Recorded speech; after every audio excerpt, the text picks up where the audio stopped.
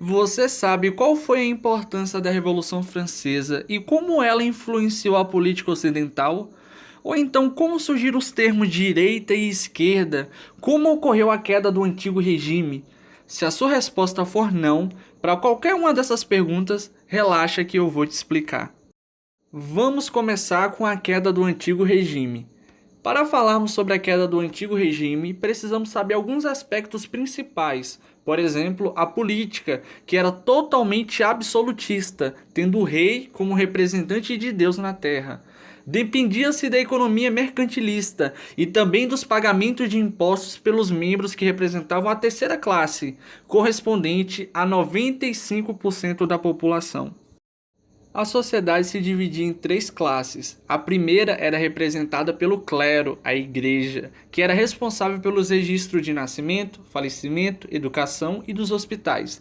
Na segunda classe estavam presentes os nobres e alguns burgueses, que compraram o título de nobreza ou então as famílias receberam nas cruzadas. Essas duas classes eram isentas de impostos.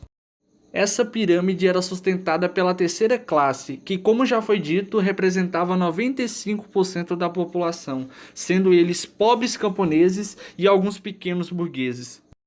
O iluminismo teve um papel crucial na ruína do antigo regime, questionando a forma como a sociedade se encontrava.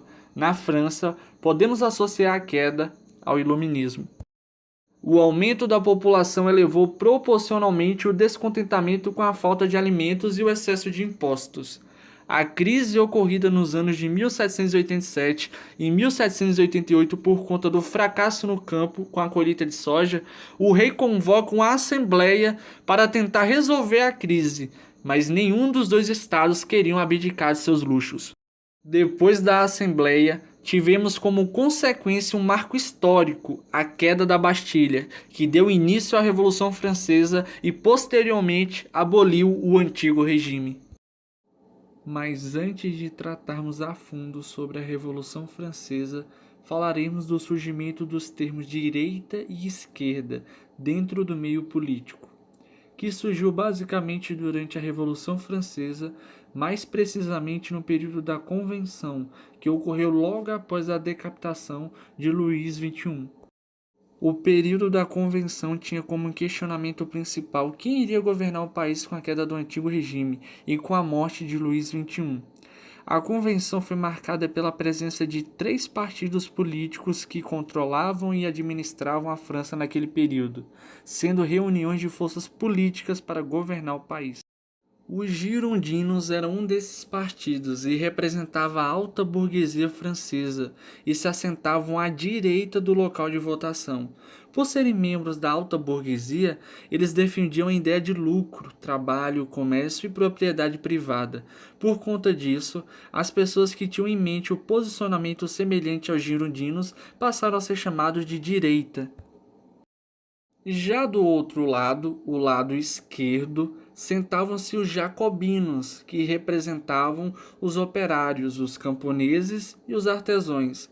Esse grupo defendia a posse coletiva das terras, a distribuição das riquezas entre os outros, e como eles se assentavam à esquerda do local de votação, historicamente, quem passou a defender tais ideias passou a ser chamado de esquerda por conta dos jacobinos.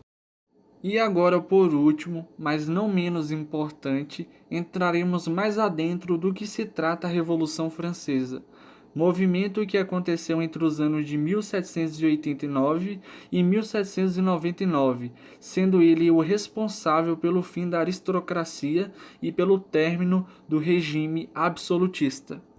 Além de seu caráter burguês, a Revolução Francesa teve uma grande participação popular e atingiu um alto grau de radicalismo, já que a situação do povo francês era precária por conta da crise que o país enfrentava na época.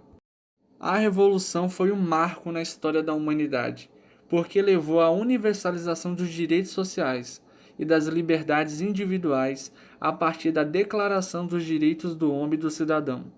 Essa revolução também abriu portas para a consolidação de um sistema republicano que hoje chamamos de democracia.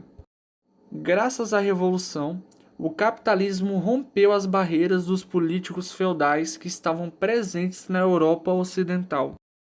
Essas mudanças vinham sendo preparadas desde o século XVII e XVIII, com o desenvolvimento do pensamento racional iluminista. As ideias iluministas serviram, junto à utilização da razão, para interpretar o mundo, para os revolucionários franceses questionarem o caráter sagrado do poder, defendido pelos reis, pela aristocracia e pela igreja. Assim surgiu o pensamento de que todos os homens poderiam exercer o poder. Porém, para que isso fosse possível, era necessário criar instituições capazes de garantir esse exercício. Nesse sentido, a República foi a principal dessas instituições, já que a mesma representava o fim dos privilégios e a libertação dos camponeses. A Revolução Francesa também foi uma grande influência para vários movimentos políticos em vários países do Ocidente. No Brasil, por exemplo, a Conjuração Baiana de 1798 foi fortemente influenciada pelo movimento francês. O conceito e o vocabulário do nacionalismo, desenvolvido com a educação universal e também o recrutamento de cidadãos de todas as classes para o exército, foram mais uma das influências da Revolução Francesa. Isso só exalta a grande importância que o movimento teve na política do Ocidente. Bom, em síntese, esse foi o nosso trabalho de sociologia. Espero que tenham gostado.